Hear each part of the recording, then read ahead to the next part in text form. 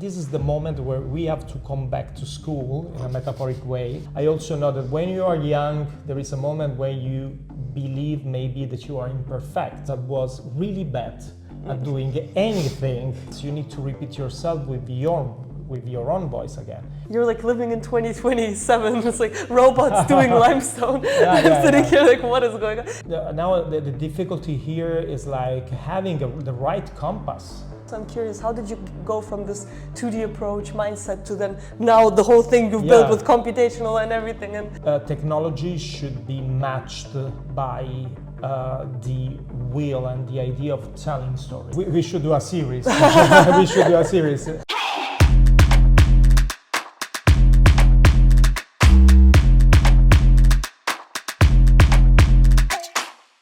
Hello everyone and welcome to another episode of Architect Explains, and today I'm here with someone that you've probably read about or heard of, but maybe don't know personally yet, which is exactly why we're here, because I'm sitting next to Arturo Tedeschi, who's an incredible computational designer and someone whose work has shaped the way of thousands of architecture students think about computational design.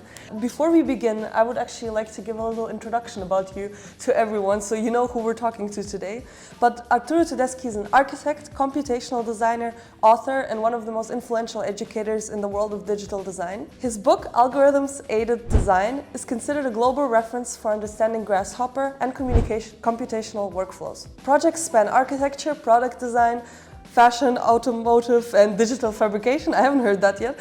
But what makes him especially interesting for architecture students is not just the scale of his work. It's the way he has built a completely non-traditional career in architecture, which is also what we will be focusing on today.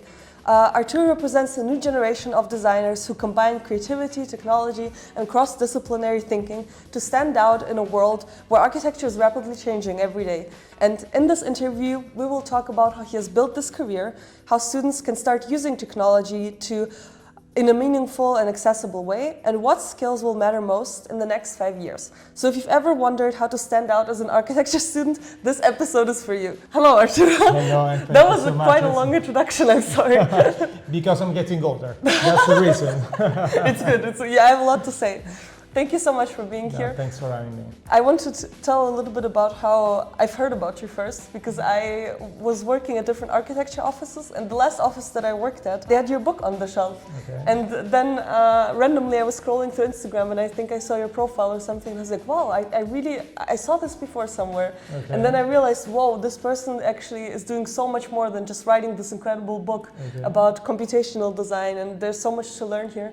And you've just been so friendly all along, connecting and also sharing your knowledge with me. So I'm super glad that we can have this conversation today, maybe help some other people who are looking to expand in their career. So the first question, your career spans architecture, product design, automotive industry, everything I said before, but everything includes advanced computation. So what was the key turning point in your career that kind of pushed you away from traditional architecture into a slightly more experimental direction that you're known for today? Well, let me give you a story. Yesterday I was doing a lecture, and people, they were asking me, Arturo, what computational design is? And after a few seconds of thinking, I answered, it's a superpower. It is a superpower. And the reason why I started learning computational design was because I was really bad at doing anything, and in architectural modeling and doing drawings and sketches. I was not that talented. And so computational design to me was a way to unlock areas that I had in my mind somehow, but I was not able to turn them into physical or digital models. And that was the reasons at the moment where I said I need to understand this wide spectrum of technologies or platforms or different techniques. I resonate with that so much, because sometimes you always hear like, oh, you're born talented in architecture, or like if you weren't born with a pencil in your hand, you shouldn't really pursue this career. But it's refreshing to hear that you're good at something because you've been dedicating yourself to the craft and learning how to do it and become good at it. Yeah, I believe there is this kind of misconception. I believe that talent, it's something that you really cultivate, it's something that you need to invest in. It's not something you don't born with magic, hands. You need to train them in order to achieve something. Anyhow, I really believe that there is an expression that I will always say is that every time you are in a moment where you don't know what you are and what your direction is, you need to come back to your childhood room. I believe there are a lot of answers in that, like symbolic but also physical place. That connects with the other part of the question where, I work in several industries, and probably this kind of curiosity comes from the child in me that was so passionate with toys, with objects in general, and with several things. And this is something that I recollected when I was a designer and a professional. What was in your childhood room that inspired you? A lot of things, but I believe that I can synthesize everything into two main categories. I really love to do constructions, but not with Lego. I never played with Lego. I don't know why. Nothing against the brand. Same. But I like to create my own models, and I was using the cereal boxes. They were a great material for me, and I was using my scissors and I was creating shapes with them. That was one thing. Then I like to use the computer because I was lucky enough to have you are probably too young to remember, a Commodore VIC-20 or the Commodore 64. They were the very first personal computer. Oh, okay. You connect them into your TV, and it was very nice to create, and so much fun to create the first drawing with big pixels, organized. And I started doing, digital modeling somehow. No.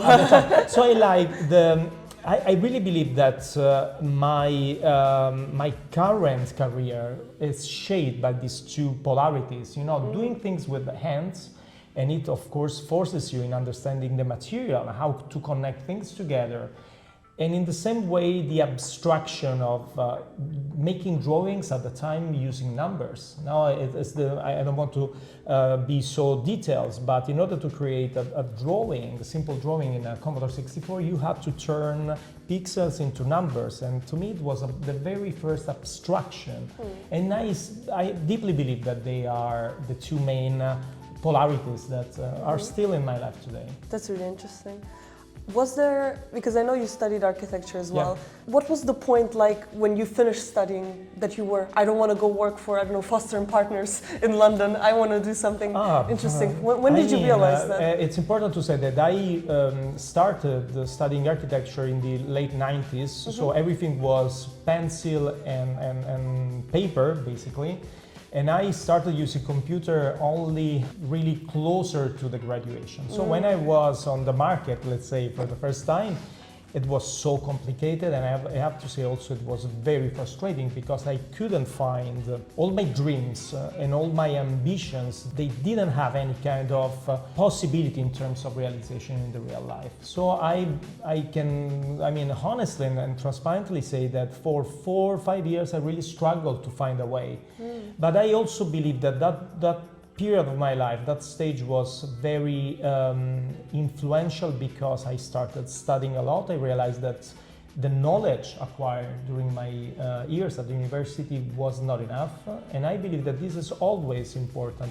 The knowledge at university is, by definition, is kind of crystallized, so you need to readapt to understand what is happening nowadays. And this is a very important moment because, we are in the age of AI. AI is accelerating everything. And so this is true. It was true in 2004. It's very important and true also 2025. And so it was a very hard moment, but in the same time, I believe I'm talking about my first 4 or 5 years of career, but at the same time, I had the time to learn a lot by myself. You've mentioned the way that kind of technology has also evolved during not just your studies, but afterwards, where you felt this period of being lost. I think this is a perfect lead into an important question I have, because you're such an influential voice in algorithm-aided design. How do you understand that technology and architecture has evolved over the years? And can you maybe give us some predictions or ideas for how it will look like in the upcoming years? When we talk about technology, of course, you have the technologies that you use for construction, first of all. I mean, I remember when I was a student, my heroes, they were basically Renzo Piano, Norman Foster, all the high-tech gang, I don't know how to call it. And the Centre Pompidou to me is still the most beautiful building because it's very relevant. Yeah, it's one of my favorites for several reasons. And there is a way to look at technology like a way to build things. But there is another side, of course. And digital technology, they were very relevant, and I like to tell things using examples. I remember that I was working for an architect in southern Italy around 2008. We were doing a competition that was won by Zaha Hadid. So we are talking about 2007, 2008, and I remember Zaha won the competition, and I remember the drawings. They were another species. I remember this fluid architecture, all the ISO curves, all these mathematical things, and we were working with AutoCAD. And I remember at that moment I said, I mean, this is another thing, it's another level. It's not just how you use the technology. It's a completely new species of technologies. I remember that I didn't know that they were already using the scripting knowledge or using, let's call computational design. We were still using our hands in AutoCAD to create, sections and plans. And to me, technology was, as I said before, a way to unlock some possibility. There is a beautiful book that is called Flatland, if I remember. In Italian, it's Flatlandia. We will add it on the screen. Flatland.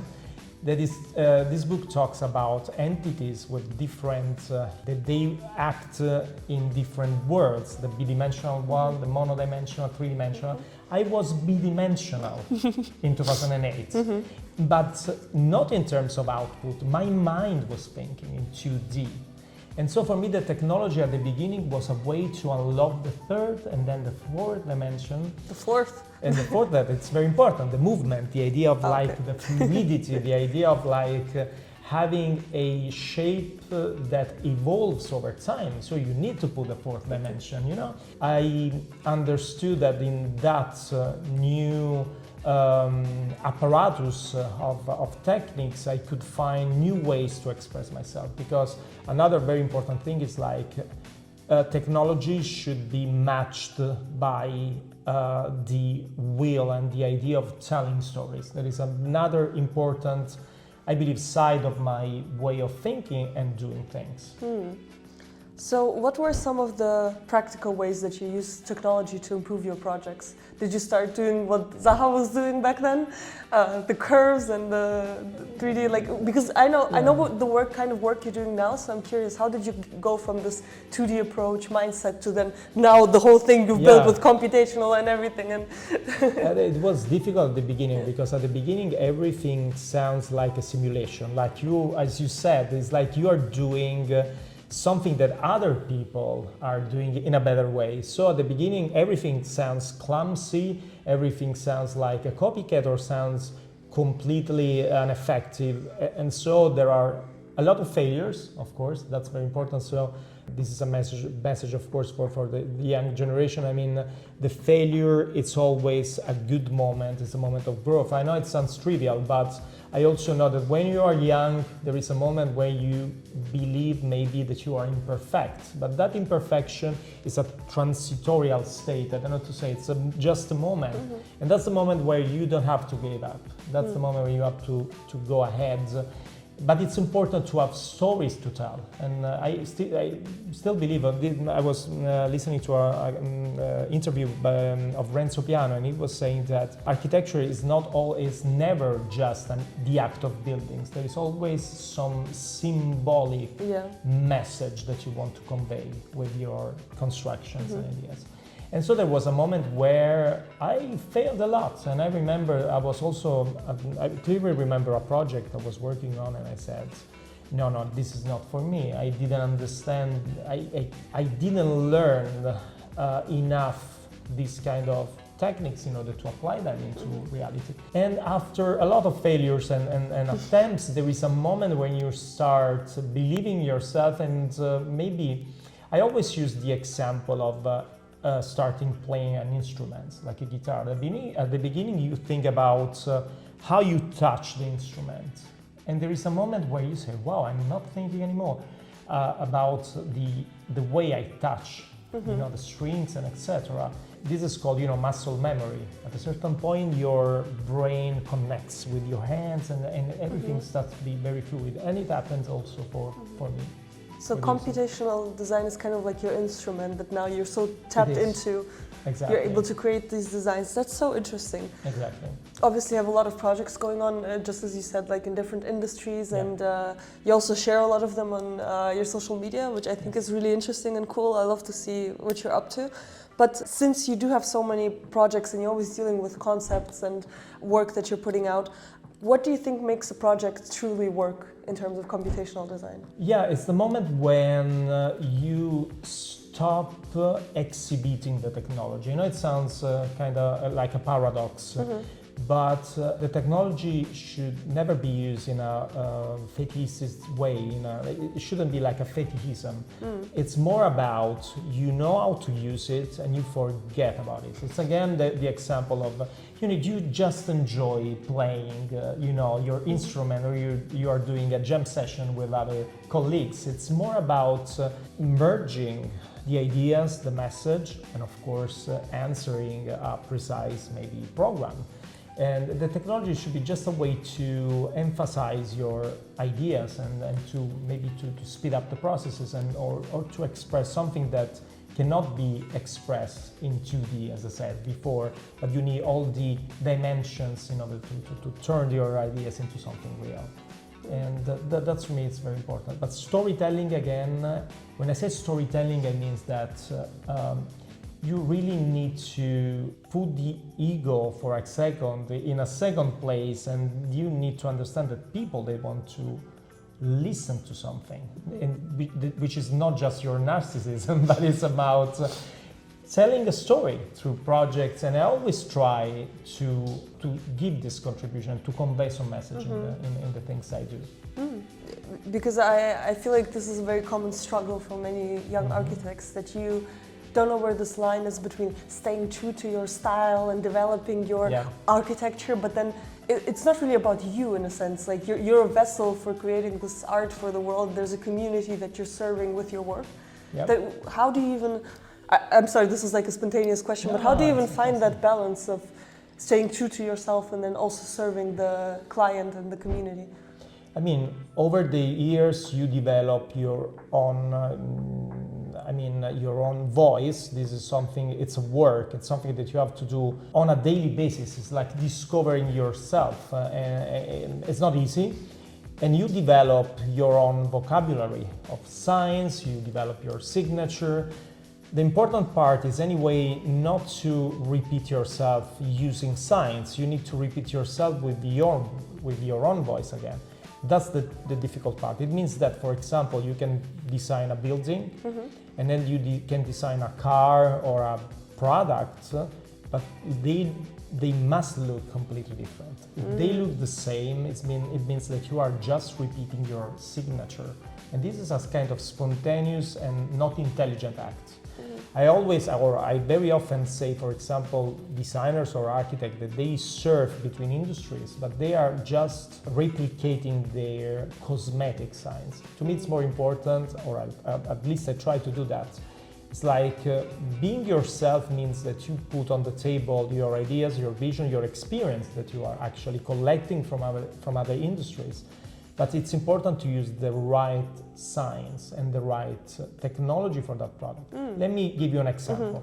I recently started working in the watch industry. I saw. By the way, it's here, but I will show you later on. Whoa, that looks really cool. Thank you so much. And I didn't put the knowledge of architecture into a watch. It's more about entering a new industry, trying to understand the industry with humility. You need to be very humble. You absorb how that world works, and then you can actually find a kind of small sliver of space where you can actually introduce computational design. You understand, for example, how dials or mechanisms they are created, and then if you have a very strong understanding of that specific industry, you can say something. But it's more about how you approach, and it's not just about saying, oh, I like freeform shapes and I can translate them from architecture into a watch. And so that's, to me, it's a very important thing to do. It's like maintaining and keeping your identity without keeping the science and the cosmetic part. That's interesting. I'll have to reflect on that for my own work, because I'm also working multidisciplinary. Yeah.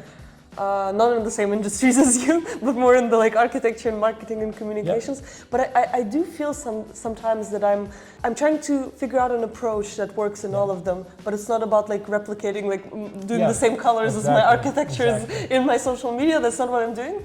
It's hard to apply a certain process to different industries, and you have to get a hand to it and kind of understand. Yeah, but to me, and again, it might sound trivial. It's more about you need to have a learning approach. Yeah. The first part will be always you need to have a kind of input attitude in order to understand how a specific world acts, what are the specific rules.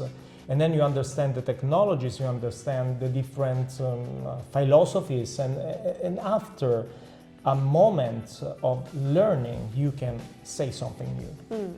And then that's the moment where you can bring yourself and your story, your identity, your science, your vocabulary in that. Otherwise, it's full of examples of very clumsy attempts of, again, of like crossing boundaries, but in a bad way. Yeah, there's, I see stuff sometimes where I'm like, okay, I see what you're doing here, but I don't know if this is the right attitude for this thing. And I made a lot of mistakes at the beginning. That's why I with a very critical, side now, I can recognize them, and I learn a lot also from that kind of mistakes.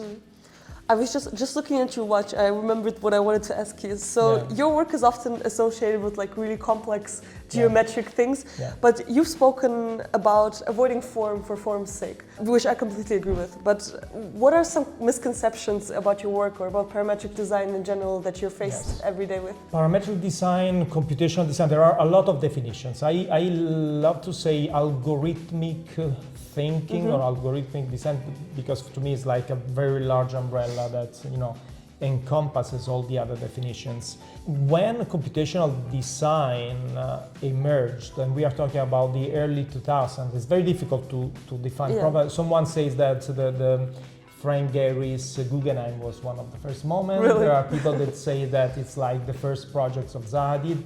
It's not easy. There are also examples in the 60s about computational design. It's not easy to say when everything started, but it was definitely associated with the 4D dimension again. So with the idea of complex shapes, because it was at the beginning, for example, the work of Zaha Hadid was very important because she and her office expressed all the potentialities of that type of technology. And of course, it's also in terms of marketing, it's more powerful to create a free-form facade rather than a cube. But you can create both with computational design. Of course, you can create a cube or a free-form facade with computational design, but it's obvious that when all this technology was emerging, it was also in terms of marketing was inevitable to use it in order to express all the potentialities with a complex shape. And then that's the misconception. Computational design is just to create intricate and complex geometries. To me, it's more about solving complexity rather than representing complexity. But sometimes, since also the reality we are living a particular moment also of the industry that is intricate by definition. So sometimes the answer to this kind of question is intricate naturally. And I also believe that sometimes the very well defined complex shapes, they are a way to create a kind of vibration. I always connect the free-form complexity with a way to stimulate the brain. And I believe that I always try to create patterns. I like to create skins to objects because the skin is a way to create a resonance. It's like you are in a city or you are in front of products.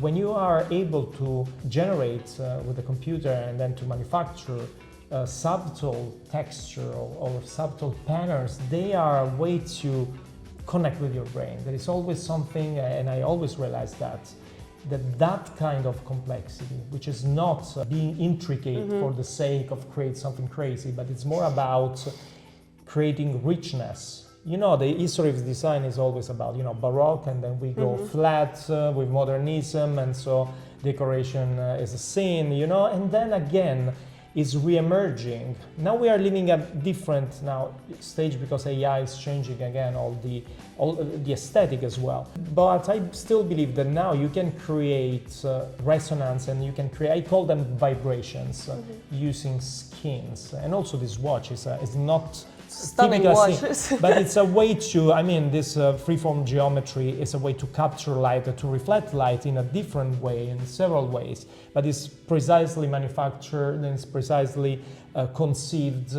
And so there is a function and there is a reason why we have this kind of complexity. Also in buildings, for example, I collaborated recently with the Canadian office Partisans. And we worked together in this facade for a boutique in Toronto, Canada. And we tried to use limestone in order to have a final effect that looks almost like fabric. And we achieved that level of definition using computational design and creating a very subtle and slightly intricate texture on the facade. And everything was machined using CNC milling robots. And that to me is very important. It's about what was the message? The message was having limestone looking like fabric. And then you have all this spectrum of technologies to realize that. You're like living in 2027. It's like robots doing limestone. I'm sitting here like, what is going on? Is it already built, this project? It's already built. We need to find pictures of this. I'm going to show you guys. You will find it on my Instagram. Okay, because it's perfect. You're such a good guest because I can just go on your Instagram and then just scroll on Instagram, guys. What am I doing here? You don't need me. No, I'm kidding. But this is, I really resonate with that. It's often a concept also in architecture that I'm faced with when I'm just like studying and trying to create something. It's like how much is already doing too much. Like you don't really need all this stuff you're coming up with, but it looks good. You have to provide an aesthetic value. I feel like also in architecture it's important, but when are you doing it just for the sake of being pretty or looking cool, and at what point does it end? But it's a really good way that you've explained it. I also, talking about my studies, you've also been tutoring at Polimi, which is where I'm studying now. Sadly, I've missed you. I wish I could have taken that DigiSkill class. But no offense to my DigiSkill professor, he's great. But I'm just wondering, because you've been talking about tools like Grasshopper and custom scripting and teaching it for so long, maybe if students wanted to learn something from your workflow, what are maybe like the 3 skills or the toolkits you could recommend them if they want to learn it? When I started studying computational design, there were very few resources out there. Now it's the opposite. Now the difficulty here is like having the right compass, to orient your learning path. So I always believe that geometry, deep understanding of differential geometry. I don't want to speak that complex, but if you work in architecture or in industrial design, it's important to understand the mathematics of surfaces, because we are playing with surfaces, digital or real, but that's very important. So to me at the beginning was all about understanding how to play with curves, how to play with surfaces, how to merge them together. And that's something that comes before the computer. It's a study that you have to do in order to understand complex geometries. So when I started, studying computational design, we are talking about 2007, 8, more or less. It was completely different and way more complicated because you didn't have anything online, there were no publications, so it was really hard to create a learning path. Now, also with the introduction and the possibilities of AI, we won't probably have to write our scripts anymore. I mean, I used Grasshopper, I used Python at the beginning, C#, Visual Basic, all the spectrum of languages. And Grasshopper itself, that it was a way to create scripting also for a non-expert, let's say, because you create your algorithms in a visual way. It will be probably replaced by other methods. And for example, the usual suspects, ChatGPT or Gemini, they're already good at maybe not creating perfect scripts or algorithms, but they give you at least the steps that you have to follow. So I believe that something new is about to come, but it still remains the need to understand how to connect things, how to connect dots, and that will be still human to me. So that's why I said at the beginning, it's still important to understand the mathematics of surfaces, because that will be your main ingredients in your projects, computational and in real life again. And that will be just accelerated by the use of AI. But so to me, this is the moment where we have to come back to school in a metaphoric way. And it's more about buying books rather than learning the technologies as I did 20 years ago. It's more about understanding the framework rather than how to put into practice, the algorithms themselves. That will be kind of automatic. We can already realize that and see that, for example, for rendering. When I started at the beginning, you need to learn how to place the cameras, the lighting, the right materials, and it was a very time-consuming work. Now, if you have a very sketchy three-dimensional model, very simple rough model, you put it into an AI, more or less sophisticated tool or platform, and you have a perfect renders in a few seconds. We need to adapt to this kind of velocity and new techniques, by the way. But the most important thing is you need to understand light. You need to understand if the lighting or the shadows that the AI is creating, they are good or not. So it's more important to come back to, as I said, to school, meaning that we need to understand the framework rather than the tools that we use to create new things. Yeah, this AI debate is so interesting. I feel like something we will see more often in the future is people that are actually good at architecture getting the recognition with AI and being able to do more with less people, and younger offices being able to thrive more. But people might get exposed with the rise of AI, because if you don't know what you're doing, it's kind of hard to get a good image with AI. I don't know.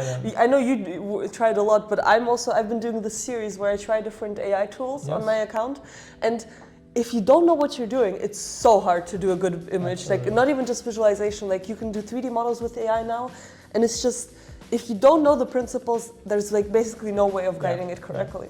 Which I think it just says a lot. We still need our education, we still need that approach that we get as an architect when we get the education that we receive. So I think it's a very interesting and there is also another important thing, is we spend a lot of time in the implementation of technology in general. For example, if you have a project, you spend in general, this is not my statistics, but you spend 10% of time in the pure creativity stage.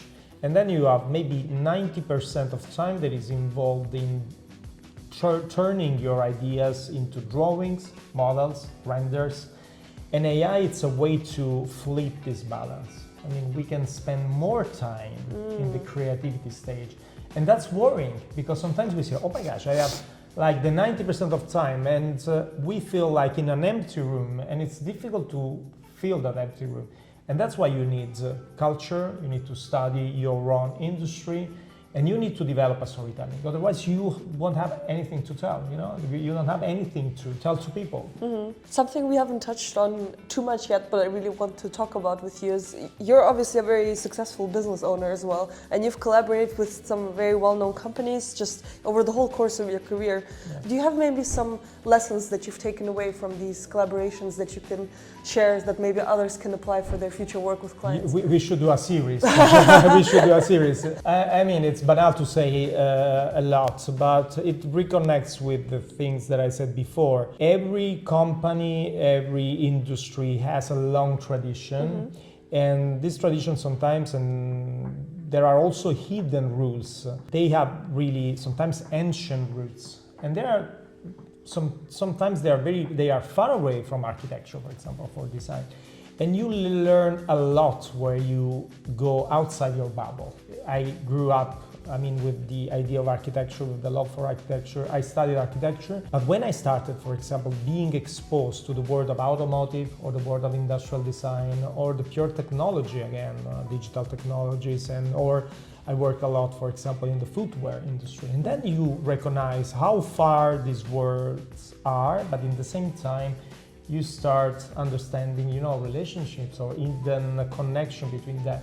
And then you realize that it is and it will be very important to have a kind of a holistic approach in our work. I don't want to sound pretentious, of course, but if you come back to Renaissance, and I'm not comparing with Renaissance figures, of course, but no, of course not. But I'm just putting on the table that in the past we have architects or painters that they were able to really cross the boundaries. Yeah. If you think about Leonardo or Michelangelo, they were able to really cross the boundaries because the knowledge was transversal.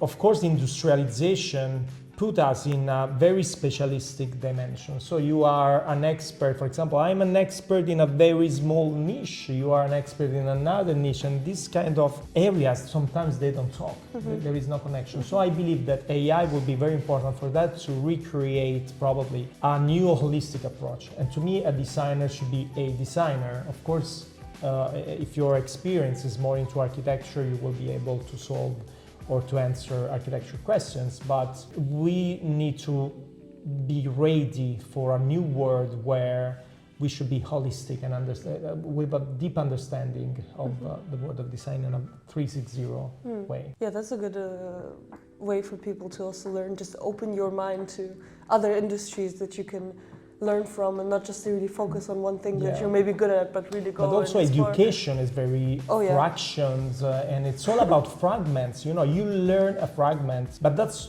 good because you need to be a professional into something very specific. But the vision should be very wide. I just said that you already built a very respected individual practice, and I'm just really curious about also from another business owner perspective. Yeah. How did you do it? Do you have some insights on things you would recommend to someone who also wants to maybe build a business in computational design or just build a business? This is a very selfish question. No. I like the question because to me it's important. The business is a very important side of every, of course, profession. It's difficult to give advice, but pieces of advice. But there is something that I can say. When I started studying, computational design, and at that point I also started publishing my books. That they were successful, I always say, because they were the only books available out there. So that's the real reason. That's very humble. No, that's the real reason. And then at that point, I thought that computational design was just another possibility. I don't know how to say, it was just another aspect of my character as an architect. But I thought that I was still just, an architect. Then there was a point where I understood that computational design was a completely different area. In business, it is called the blue ocean. Oh yeah. And I believed that was a blue ocean, and I realized that I could create a career by labeling my activity as a computational designer. That was intentional. To be honest, that was the only rational business move that I I took at that time. And all the other, the things that happened after that, they were a consequence of that choice. And so it was more or less in 2011, I labeled all my activity under this idea of computational design rather than an architect with computational skills or possibilities. Again, it's not a lesson, but differentiation is it's key. And it doesn't mean that you need to connect your activity with a technology specifically, but it's always important to find what it is called the blue ocean, because there is a lot of competition nowadays. It's important to find a niche or to find a way or an avenue that is not too busy.